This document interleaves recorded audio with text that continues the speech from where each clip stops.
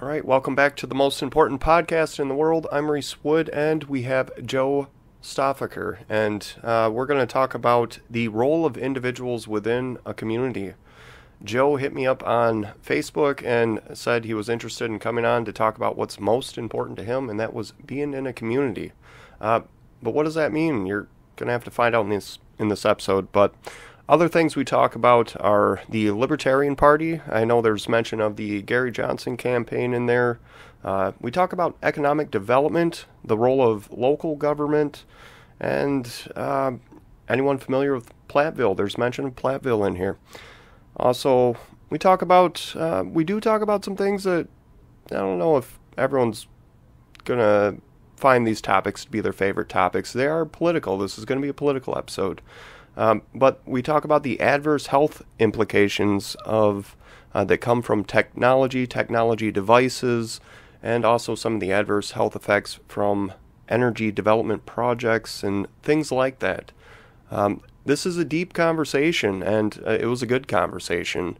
One that I was really thrown off to have, one that was welcomed, though. So I've said it before, if you guys are interested in coming on this podcast and talking about pretty much anything, what's most important to you, this is the show for it. Just send me an email, reese@mostimportantpodcast.com, or contact me anywhere on social media, Instagram, Facebook, X, wherever. Hope you guys enjoy the episode. Joe, welcome to the most important podcast in the world, the entire world. Thanks for joining. I'm glad to be here. Thanks for having me, Reese. So, you reached out to me and wanted to talk about community. What was it we were going to talk about? Fill me in, because you reached out to me, and I know I've been friends with you online for some time, but I'm interested. I want to know what you do, why you do it, and kind of where it started. Well, I'm not sure about any of those questions. Other than I did say, let's talk about community, because you have a podcast and you were based in Beloit, Wisconsin, if I'm getting this correct. You got it. And we have been friends on Facebook for a while. So the libertarian in me and the libertarian in you is I've just always appreciated the places where you've shown up with your commentary. And I've never listened to the most important podcast in the world. But the idea that you did a local podcast to some degree, like, really kind of fascinated me. I just put a post on Facebook now, just kind of like, everybody can want freedom, right? But like, at the end of the day, if you're worried about pitchforks and knives in your community, then you don't really have freedom. So, to me, a lot of it comes down to community and being connected and playing everybody's little role that they play in community has a big role in individual health, right? Like, if a person feels like they belong or they don't belong.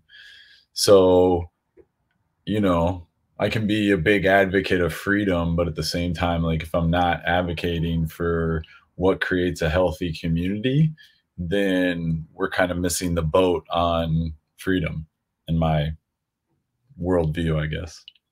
Yeah, no, you're hitting on something that I think it's really hard for some people. For me, what you just said makes complete sense. But I know it's a message that is hard for some people, because in the Libertarian Party, in the liberty movement, there is definitely like there's all kinds of things going on besides what you just described. Like I said, it makes so much sense.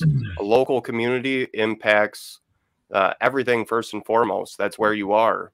So if you're not invested in that community in some way, if you're not doing something within that community that makes you feel invested, it's going to obviously create a separation feeling, that you're separate from it. Also, just not being connected at all. But you have all kinds of options every day. And I know in the Libertarian Party, it's like, we do have some libertarians where it's like they want to run the show.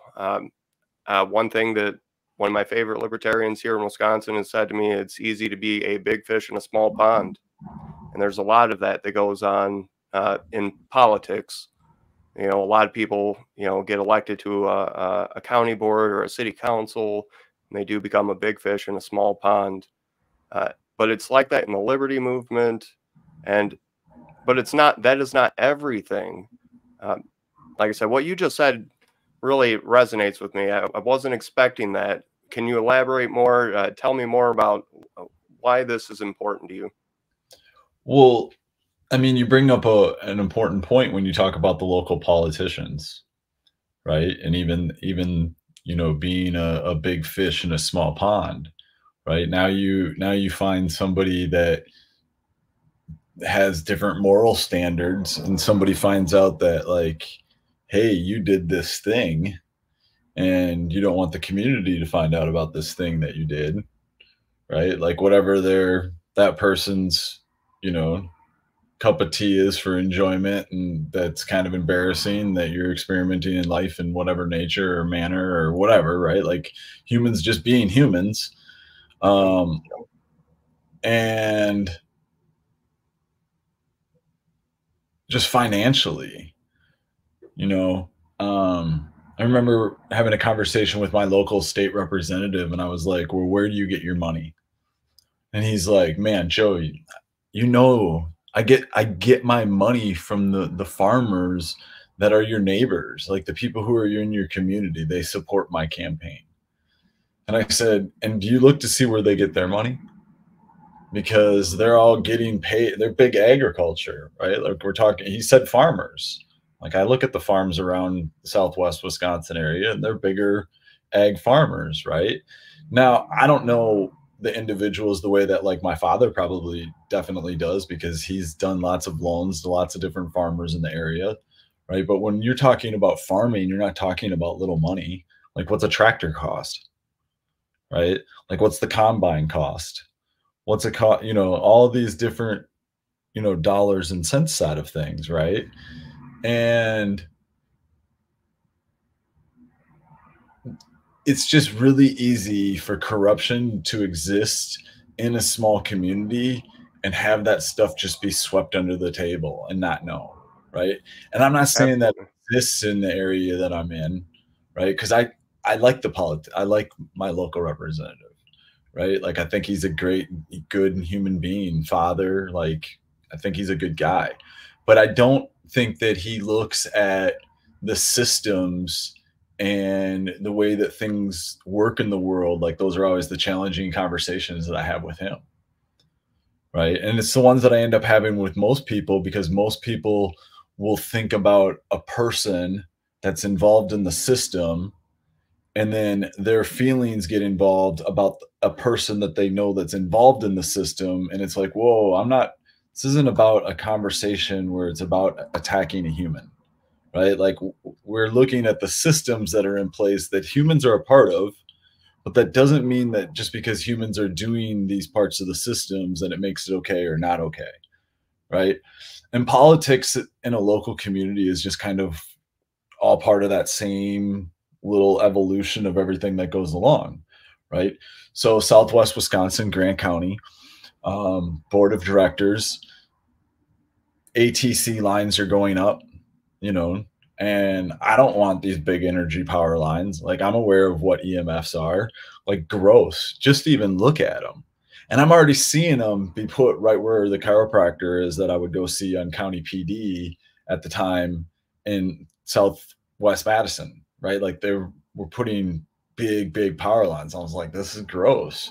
Like, even going to the chiropractic office, like, that's a bolt of, like, frequency that's, like, right across the street. Like, that's kind of ugly to me. And that changed from the time when he first got his office there. Now he moved, right? And then slowly I'm, like, listening to the case for ATC and how it's being fought and all the different legal aspects that are being approached and deployed to, like, stop this thing.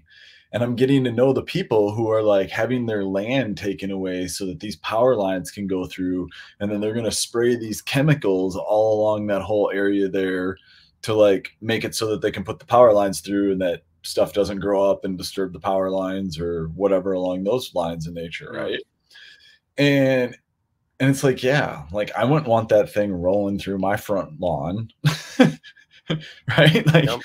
or even the backside of my 200 acres. Like I wouldn't want that, right? Like I don't know. Some of these people have different size properties and it's different circumstances, but then it's just like I'm just watching the power lines grow outside of Madison more and more. Now there's all the wind farms in Southwest Wisconsin, right? And then there's these solar panel fields that are starting to get put into place. So now, like out in the middle of nowhere, like no one drives really. I mean, there's no. We're talking about outside the city of Platteville, between Potosi, Lancaster, Platteville, county roads. Like people aren't out there, right? But all of a sudden, like there's these big power lines that run through those different areas. And that's like, oh, then we got the solar. Well, wait a second. Like all the people were trying to shut that down. And it's not like that power line usage stuff is going to the community. Like that's not just being put into Platteville on smaller lines and saying, hey, you know, neighbors, that we've got this solar farm thing here. So like we're taking care of the local community here and we got one another's backs, right? Like these are about big power lines and, you know, different tax code things that take place for like how money gets shifted around. And it's like electronic waste at the biggest degree, because it's like traveling down these big power lines to go someplace probably like Middleton, right? Where people are now having to get their electric cars, where people have no idea the amount of electricity that electric cars take compared to the amount of electricity that it takes to power a home. Right? Oh, Like I gotcha.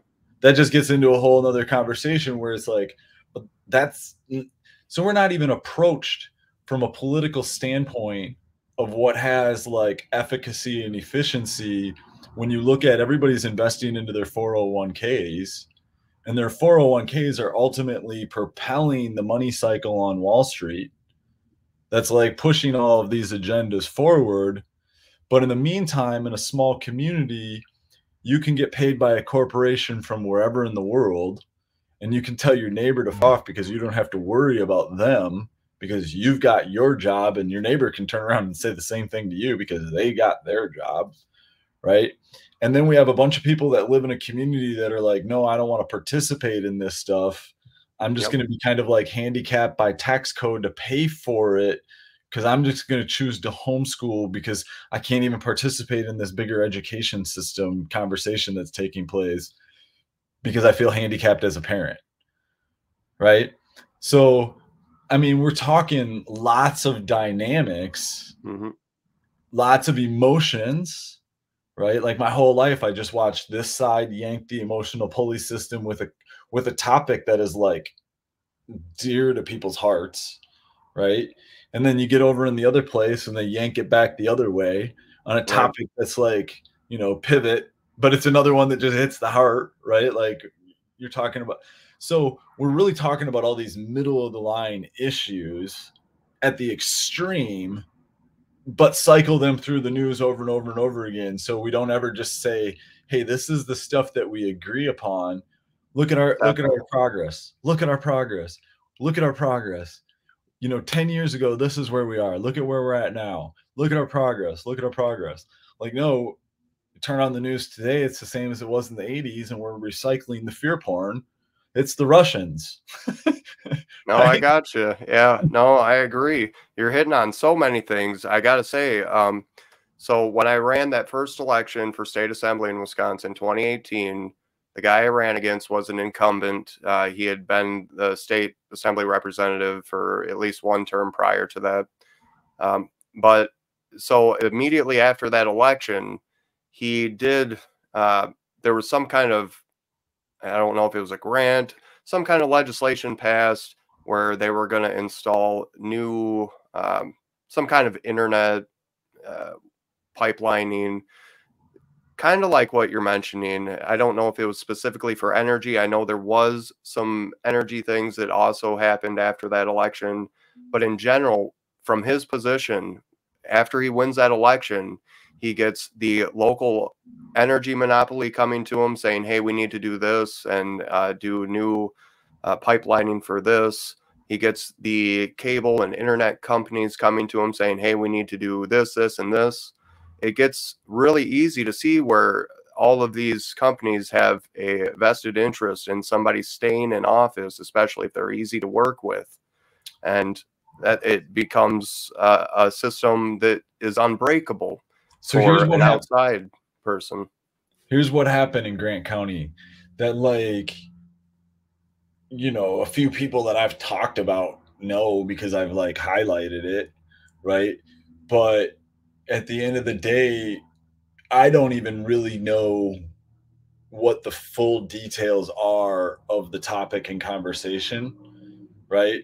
But I do know that I feel like it should have been a community conversation and decision, that it shouldn't have been made the way that it was, right? So as I'm going through all of this ATC stuff and we're going to these different communities, because every township, every village, every community can like weigh in to say, hey, we're against this, right? But for the most part, like communities like Platteville, they were like, whatever, it's not coming through Platteville directly, so it's a whole lot of shenanigans for us to even pay attention to, versus them realizing like, whoa, if the city doesn't sign on with this, you know, then we're really damaging the rest of the case because we're a community of 10,000 people like trying to fight for it, right? So we didn't even take the respect to our neighbors to say, as a city, we're gonna weigh in on this, right?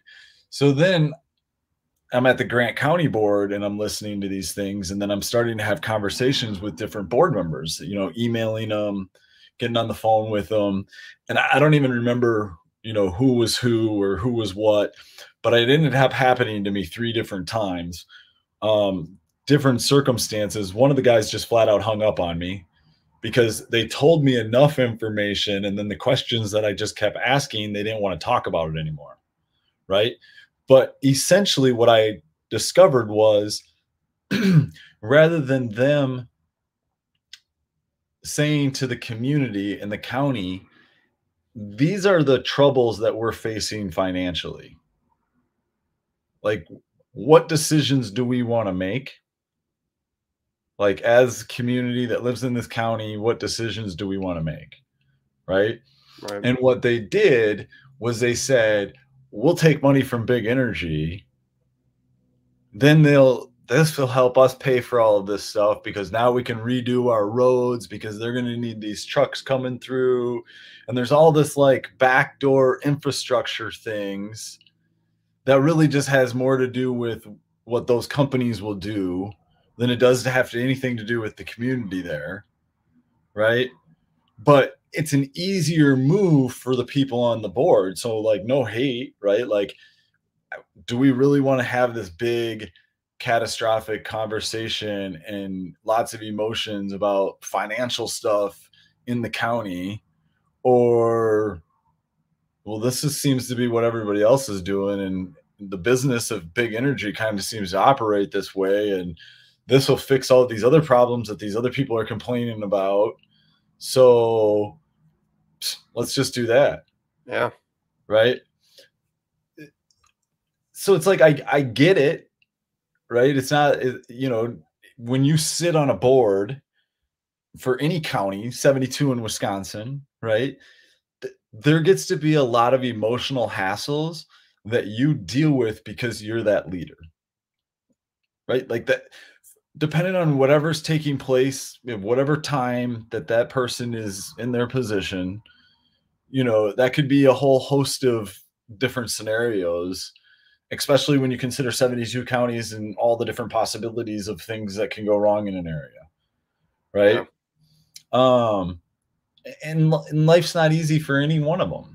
So it becomes really easy to understand how these systems, they just keep us perpetuating within them rather than kind of like saying, hey, I'm going to put on my big boy pants as the father in the relationship and look at my kid and say, hey, like there's stuff that has to be talked through here, and like we're going to talk through it. Yeah. Right. No, that's correct. The dynamics, what you're talking about, the dynamics of every situation often get overlooked because, just like we see with politics, and this is something libertarians say all the time, that people probably cringe hearing it, but it's true. They say there's just two parties. Well, that's creating a fake argument. I'm sorry, that's an argument that's not true. Anyone can be from any party. You can be an independent and you can show up in an election right now. So that is not true. But that's what our representatives do. Once they get into office, they do have the option to just steamroll an agenda by telling us we only had this or that. We had to go with this, and you elected us. So here we are with our outcome. And like you're saying, so many of these things happen and it's over everyone's head because everyone else is just trying to keep up with their lives. A lot of people just trying to keep up. And all and kinds of stuff. That's why so many people don't even pay attention to politics. Myself included. The episode I just did before yours today, I was talking to a comedian and I had to explain to him because he's been there for me in the past in terms of politics, and he's not a political person. And I had to thank him for that because I'm not a political person. So when I see someone who says, hey, here's red flag, white flag, whatever, I'm raising a flag here. I'm not political, but the politics of life are impacting me. Can you help me? It's easy to see, but a lot of people don't understand. That's what's going on. Outside of you just being a Democrat, outside of you just being a Republican and playing those political sports games, there are real people being impacted by issues that don't even appreciate politics, but politics are impacting them every day. Well, this is the irony part for me about the Libertarian Party and the other two major parties, right? Is Gary Johnson's biggest political point that he wanted to win was 5% of the vote. And his reasoning for his big push to be able to gain 5% of the total vote was so that the Libertarian Party would get the same tax dollars as the other two major political parties get. And that made me like scratch my head and be like, what's he talking about? Right. Right. And then you have to realize that the taxpayers give enough money to fund these two political organizations. Right. And then the idiocracy that we're paying to divide our ideologies and argue with one another. Like, why on earth would we pay as taxpayers money to make issues between us become bigger when really, like, people who live in a community and they're taxpayers because they own the private property that's in the community, like, that's not freedom, right? But neither's the idea of paying taxes to begin with. If I own private property in a community, I'm an investor in that community that's protecting that community, you know, in the way that whatever it is that I'm doing on the land, right? But whatever I need to do to be able to, like, if I need to pitch in money to take care of the road to get to my property, right? Like that, I'm an investor that wants that to happen because I want that to come to my road. I want that fiber optic cable to come underground. You know what?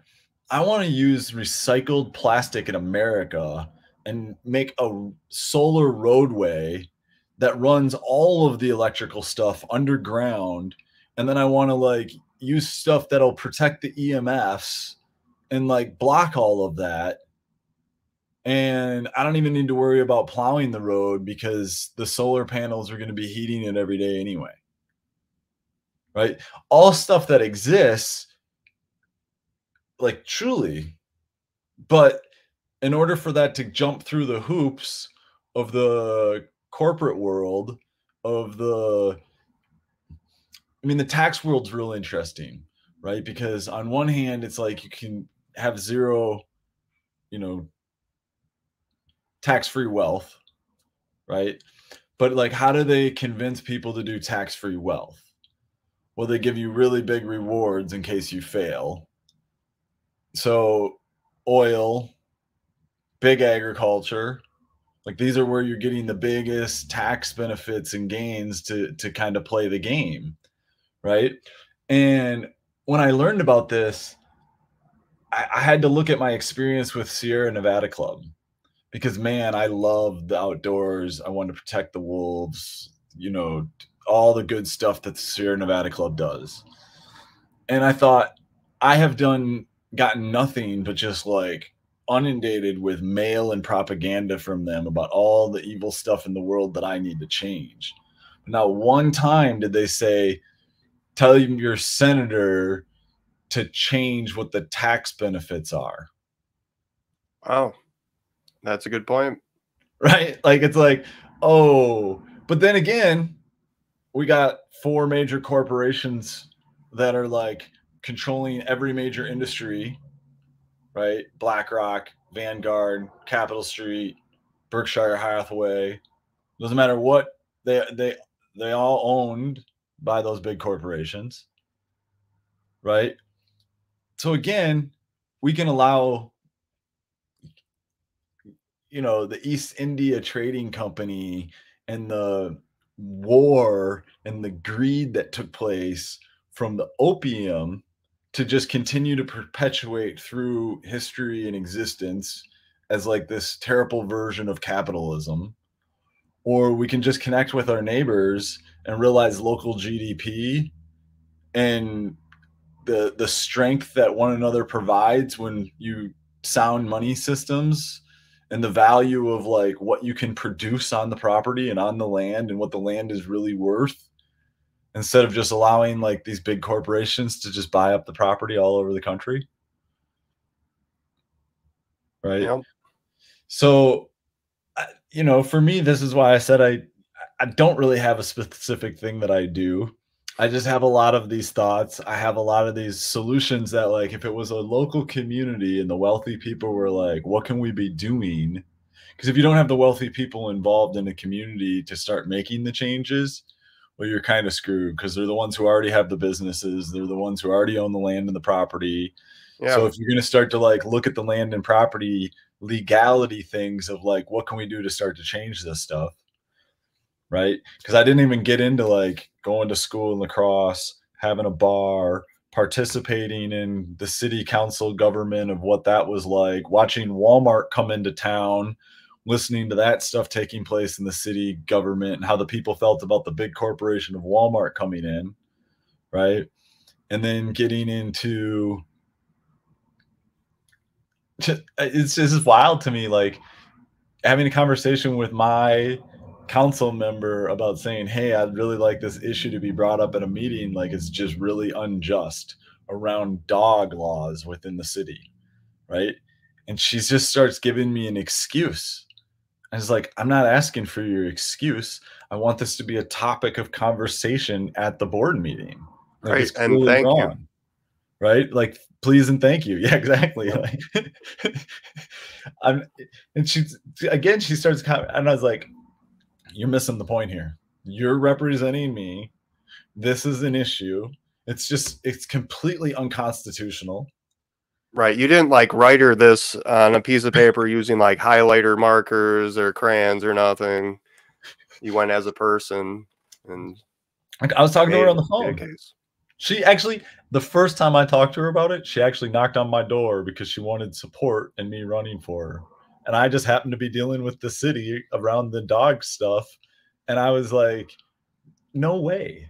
Like, how is this even possible that they're just telling me and making me jump through these hoops and do these things? Like, no, like, what? Who says?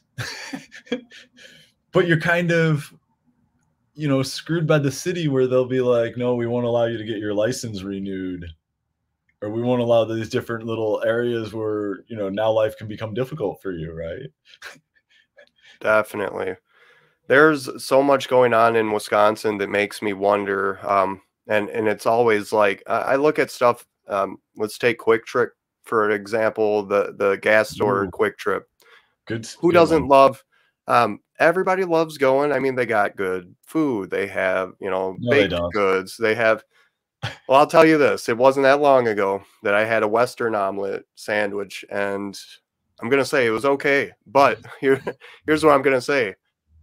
It's a gray area. It's one of those things that people don't understand. Quick Trip gets so much money from the state of Wisconsin, from the Wisconsin Economic Development Corporation, and through other subsidies and other types of funding that are not available to the average local mom and pop gas station operator or owner.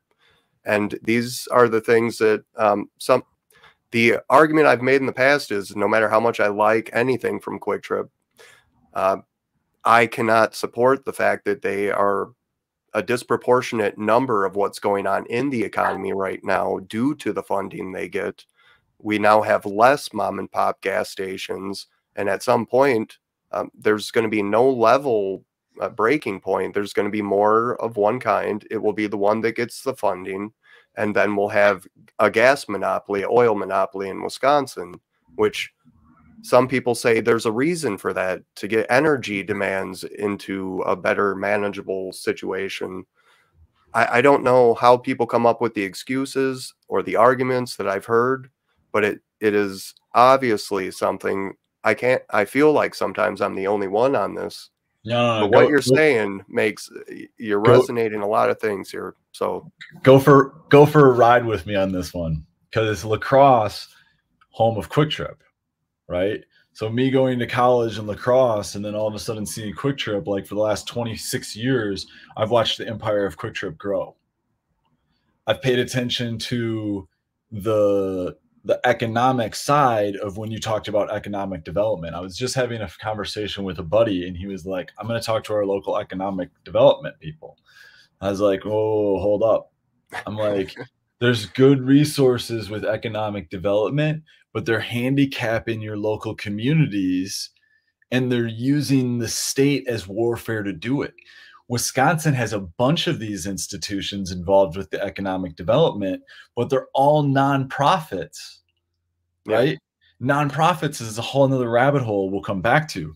But so in La Crosse, I moved to Milwaukee shortly after living in La Crosse for a little bit. And I got to see what I had experienced in La Crosse that had taken place in Milwaukee for years, in terms of this community is really nice. A block away, the community looks different, right? The property values a block away from one another, drastic difference. Yeah. Right. But yet the houses weren't necessarily drastic different, right? Like, you know, maybe the outside of them were upkeep and stuff had been changed and different things were done, but like, and it was kind of wild. And then you start learning about, you know, the housing, the HUD housing, right? Like, oh, if you've got this type of economic credentials, then you can rent in this place. And then how these buildings start popping up in rural places all over America. So they're taking people from the city and they're saying you're economically available to like live over here in this different place.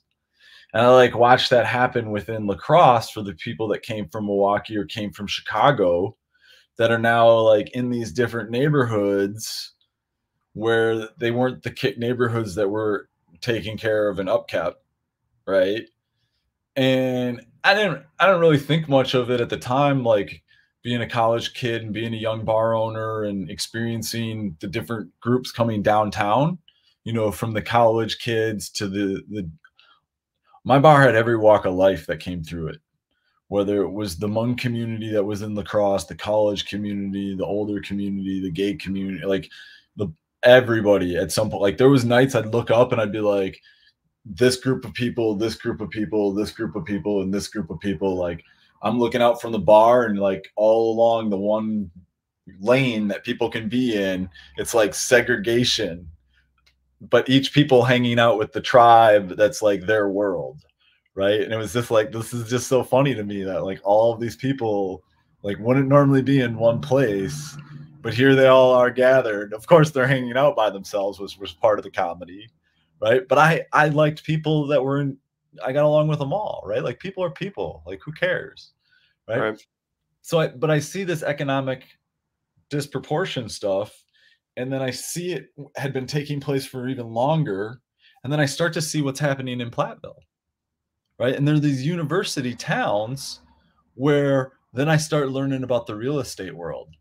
I start learning how the government funds these things. Right. And I'm like, oh. Mm-hmm. And I start learning about like the nonprofits behind these economic developments. Mm-hmm. Right. And then it's like, well, who are these people? Like, if we're talking about efficacy and efficiency and taking care of a community and the county and those people like owning their freedom in the community and like in the county, it's the county, right? Like we're talking about the sheriff in the Constitution. Everything boils down to local in the county. Right? Is it corrupt Yep. or is it not corrupt? Do you know your politicians? Do you not? Yes, they're your county board members. Yes, they're your mayors and your city politicians, right? But that was always like one of the things that was interesting too, between La Crosse having a mayor or Platteville not having a mayor and having like a city manager. And they Yeah. rotate through every few years because another one graduates, right? So you have the economic side of the housing industry that kind of messes with people's emotions through finances, kind of moves them around and puts them into communities where there's differences, right? So like problems can be created easily, Yep. right? So now we get into the energy and the power supply of things. So back in the day, it was Wisconsin Public Energy, right? Like it was a public energy system, a co-op that owned the energy of Wisconsin. Hmm. A good business model for the community of the people in Wisconsin. Like if you think about countries where it's like the community of that country, everybody in the country gets oil money. Right?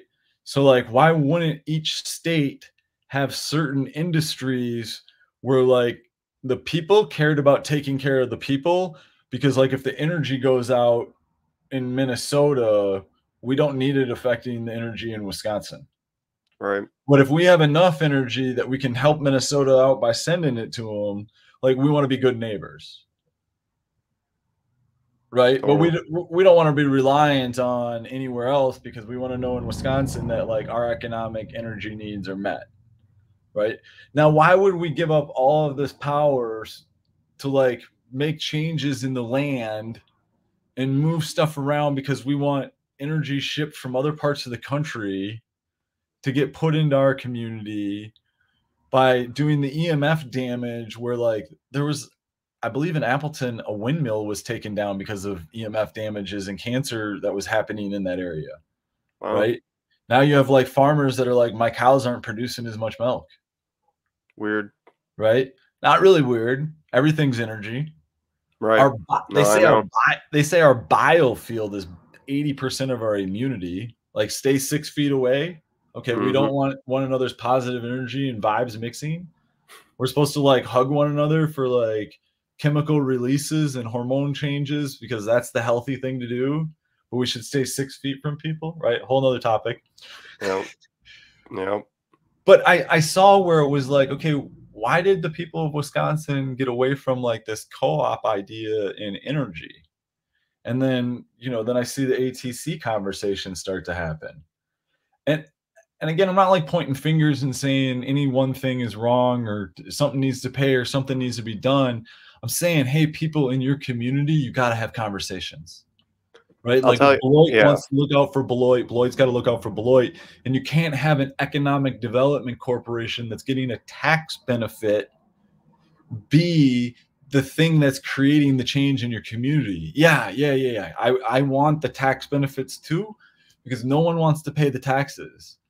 But are Right. these tax benefits the right tax benefits, or is it allowing vultures to come in and take up your community because now they own the land? So Beloit is a very interesting place because of the dynamic. We're the hometown to one of the richest females in the United States, Diane Hendricks. So not only is it her hometown, She's done a lot of really, really amazing things for Beloit. absolutely, absolutely. But if you look at, look at the city budget, look at, like I said, for example, the state representative for Beloit is a Democrat and has been for several terms before the currently elected one. It was another Democrat. Diane Hendricks is a Republican who supported Scott Walker. So those dynamics are very different. How they coexist, I don't know. But I will say this about the development incentive, the economic development incentives for Beloit. One thing that really makes me look, that really makes me wonder, is the economic development incentives that are targeted at minority groups. So we have minority groups in Beloit that are business-related economic development groups just here in the local area, especially the Black minority groups. And what they do is they get certain elected representatives that will help them get the funding through the economic development incentive funding, through grants, like you said, nonprofits.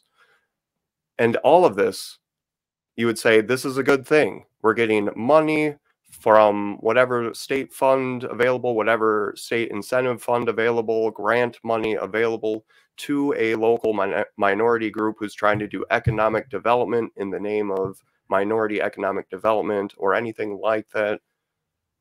The problem for me is we do this, and whether it's a minority group or a nonprofit of any kind, when your representative at the next election tells you, remember, I got that internet pipeline put in that's benefiting you, who are you going to vote for? You're not going to vote for the other guy. These development incentives, at the end of the day, when you get a new Quick Trip in town, who brought the new Quick Trip to town? Like I said, everyone's happy about the new Quick Trip in town. Except for me and you, Joe. Except for me and you. So who wins the elections? The people that are making people happy through the shuffling of the incentive funding. So it's a way. I like that Quick Trip is kind of done what it's done in the sense that it's a Wisconsin home-based business. And I think it's cool, you know, the brothers who own Quick Trip, it messes with me because one of their wives like owned a local gym and was all organic and everything was healthy. And this was many years ago. I have no idea, you know, what's happened or where it's at or anything like that now. But at one point in time, it was just the irony. It was like, are you kidding me? All the bullshit food that you serve in here. And that just perpetuates the GMO industry, the crop industry, the big ag industry, the obesity industry, the big pharma industry. Yes, right? Unfortunately, you're right. And that's where it's like people in Wisconsin were better than this. You know, is that my worldview and lens as a little kid growing up in the countryside on a farm of like what my experience was about the people of Wisconsin, right? It's like Dodge County has a co-op. Like they have a business co-op in Dodge County, but it's messed up because they own businesses like Arby's and Hardee's. Like they went out and bought a franchise to like poison the community through, but it's cool because they're using a co-op model, right? So it's like on one level, it's like I have all this respect for it. It's very confusing. It's a co-op. Why aren't you taking care of the people? And like, why isn't it about the local chicken farmer raising eggs and the other local chicken farmer butchering the chickens? And then, you know, a couple lamb farmers or something. Like, where's the season of like what rotates through that just takes care of the county, right? Like if we don't think in that local perspective and we just allow everything to just be a global, like stuff can go horribly wrong at that point, essentially, right? Like, and that's really the position that we're living in right now. Like every local community really is handicapped, right? Like every local community, if something happened to the energy grid or something happened to the energy supply of petroleum, right, to be able to get goods and services, right, across the country, some communities could run into some really sticky situations.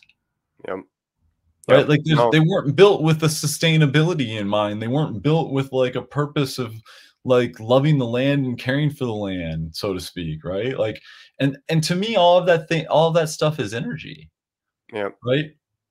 So we can deal with the pollution. Like right now, my buddy Charles Froman who I met through the Gary Johnson campaign back in 2010. He's a lobbyist for the National Health Federation, which is like the oldest natural health, been going to like battle for like natural practitioners to remain freedom in the health world for like eons, right?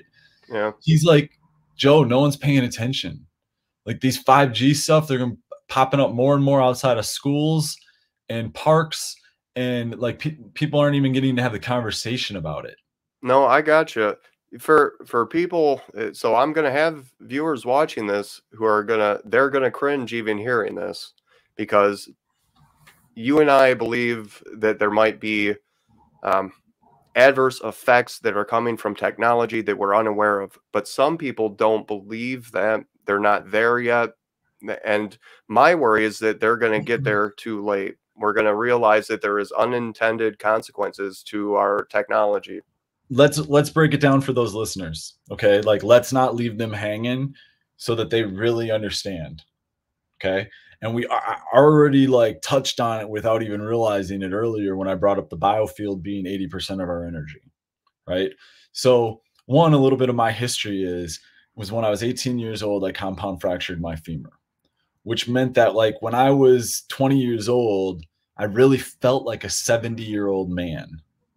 Like I couldn't do certain things. My hips hurt. Like I just ached, right? Like all of these things. And then since then, I've done nothing but get stronger and be healthier than I ever was in my 20s, 26 years later, right? So I've had a very unique experience of experimenting with all kinds of alternative health. And the only way that I would know is if I did it. And it started with like juicing and that mindset. Like, I really don't know if I would feel as good as everybody who juices says that they feel unless I actually start juicing. And if I do it consistently, will I feel the way that they feel? Right. And you know what? You do feel the way that they feel. It's pretty awesome. I know. Right? I know. But then the journey for me just kept continuing, and it was trying to understand, like, how does the body work versus like, what am I told by the medical practitioner? What was I told about how to take care of myself? And then I'm like reading all of these like books written by doctors that are having remarkable life-changing results that talk about the body and healing in a different manner than like this narrative that like everybody else is like the mainstream narrative of how you care for yourself through the insurance world. Right. So fast forward 20 years in that journey down those rabbit holes. Right. And we're now saying that the biofield is 80% of our immunity. And to some degree, it's like brilliance because you're the product of your 5 closest friends. Everybody can relate to that. Right. And so 80% of your immunity and your support system is your biofield. That's energy. All of that is energy. Right. So my first rabbit hole of alternate health was around viruses, right? So can you heal yourself from a virus or can you not? And it became a really sticky conversation. And the next thing I realized is the experts that are virologists disagree with what a virus is. Mm. And like, there's no solved scientific answer. There's just 2 different sides to the perspective as to like what a virus is. Right. Mainstream medicine only teaches one side of it. They ignore that there's actually a legitimate debate for what a virus is. Right. So Dr. Thomas Cohen is the one that I've heard speak the most, who makes the most sense. And, you know, he relates even this, the flu in the 1918s to more radio technologies.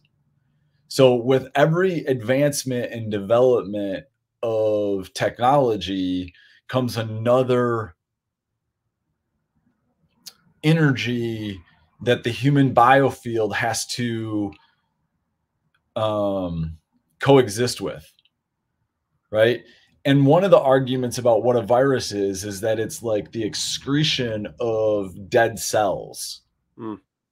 So if that's the belief, and you get too much of this change in energy, and you have a lot of dead cells that are dying because they're not morphing into this new world that has this different net of energy, whether it's the power lines going by us, or it's 5G, or it's 6G, or it's 10G, or it's every other type of G, right? The Wi-Fi, the Bluetooth, whatever, right? Like all of these different energetic frequencies that we're dealing with, right? If they are killing cells and the virus is this excretion of just a bunch of dead cells, how is the body filtering through this stuff?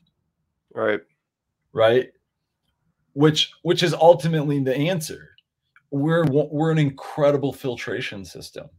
Do you have strong digestion to make good cellular health? Do you put yourself in an environment for good cellular health? Right. It's pretty simple. But if as a community, as an individual, again, it's kind of like that freedom thing.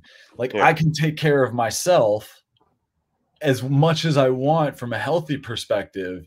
But if my neighbors aren't paying attention to these power lines, which thankfully the people in Southwest Wisconsin are paying attention, but it's wild how I just keep watching the business side of it unfold. And it doesn't even matter that this stuff is happening anyway, because those corporations are guaranteed a 10% profit, no matter what point they have to pull the plug and undo what they did.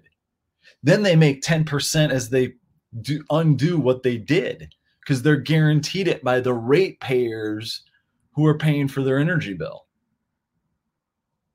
It is definitely a cycle. This is a lot for some people, I'm sure, but these are things that I've been aware of, but I love talking about this stuff because like I said, not everyone's open-minded to it, let alone aware.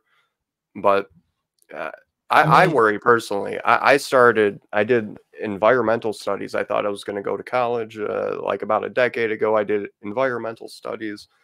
It was a bad choice. It didn't work out for me. But I did a lot of independent research, and there was nothing good. I could not find anything good that we do with the environment. There are so many things that you'll find that, just like politics, we're told this or that, but the dynamics, the complete dynamics are being missed. The discussions that involve so many things. And I say this a lot in this podcast, but one of my favorite things to remember is every day we rely on the things we know. We rely on the things we know. But a lot of us forget to remember what we don't know. You have to remember there's a lot you don't know, and that you rely on so little to survive every day. In the world of knowledge and information, there's so much we've yet to figure out, and we got to get there, but we're not going to get there if we think we know what to rest on, what conclusion. Well, and it's a wild thing that you just bring up, and I'll touch on another thing here before we wrap. My background is in neurology, right? Like I joined this neurology mentorship. So I compound fracture my femur. I'm doing all of this alternative health stuff. You know, I did physical training with a buddy for like a year every week. I was seeing a chiropractor every week, basically after I was doing that. I had a year of life where like I got a lot of massages. I've had a year of life where I've done a lot of enemas. Like I go through different experimental stretches to kind of figure out some of this stuff.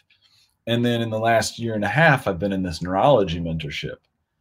And it's just connecting all of the pieces from like that 26-year experience of breaking my leg, of like why I've had success in the areas where I've had success, and like what that connection was to the neurology of like how our brains even work. Right. So we can talk about the electronic pollution because we're energetic beings, and Einstein tells us that everything is energy, or Nikola Tesla tells us that everything is energy. Right. But then we also have to deal with the physical realm of like the cellular health side of it. But then there's like, the communication that's taking place within the body and how that works. Right. Yep. So now from emotional limbic issues that so many people are having because of the 2020 virus and the stuff that's going on with them, right? Like that comes down to what's going on in your nervous system, because we need your nervous system to feel safe, right? Like basic Maslow hierarchy of needs, you need to feel safe. But people don't know how to like recognize that the threat thermometer in their nervous system just got too high, right? So we live in a community where we have all of these people who by themselves, for the most part, have this high threat level, right? So to some degree, community needs to even come together for the whole healing aspect of supporting one another's nervous systems, right? But everybody else can't say, I need other people to come in and help me. Everybody has to say, I'm responsible for my own nervous system, right? Kind of like the freedom that exists within the world for the libertarian movement. You know, yes, you're in control of your own nervous system. So like, are you training your vision system, which is your number one threat, right? Like I learned for me that if I do vision drills on this side of my body, like my body doesn't like it, because that's the way that I got hit when I was on the four-wheeler and I broke my leg, right? Some people, it's, you know, they got tackled a certain way playing football. And so then their brain is stuck in a threat because they got hit from that angle, right? It's how that can change, or everybody's experience is completely different. But what you can understand as a neurotrainer is you can get to the point where you see the individuals like brain pathways that fire based on how they move and what their threat level is. So you can like boost their performance by reducing their threat, or you can start to help them heal because you're reducing their threat, right? So, you know, it's, to me, just the modern medicine world of what we're capable of doing, because even in the neurotraining world, like, you know, if you got a neuro massage therapist, if you've got a neuro personal trainer, if you've got a neuro, you know, functional doctor, like this is when you can put together the different pieces of like all these different little drills that only you can do for yourself, because every day, whether you know it or not, you're training your nervous system. So are you intentionally training it to improve the pathways within your brain, or are you ignoring all of that? Right? One way or another, your neuroplasticity is being created. Like, are you intentionally creating it for some sort of optimization? You're adapting a new skill. You want to constantly be growing, because if you're not growing, then you're shrinking, you're dying, right? So, and that's another aspect of the world in terms of the community. Like a lot of people don't recognize healing relationships. They're stuck in trauma relationships. And it's, if they understood their nervous system and they went through some of that healing, right, then they can be on that other side, where then they can be in growth-based relationships, right? Healthy community conversations then can take place in a community, because you don't have people just butting heads with nervous systems that are full in threat, right? So it makes sense. I appreciate you for allowing me to join you today. And I do agree. I think this is the most important podcast in the world. I appreciate it, Joe. I got to ask you one last question. And I know we've talked about a lot. And I really, so one of my favorite things to do is edit the episode when I'm done. I go through and I listen to it again. And so I just like when you write something down, you remember it. And I really hope people do that with some of these podcasts. So I'm going to ask you the same thing I ask everyone after we've talked. What's one last important message? Something you'd like people to remember?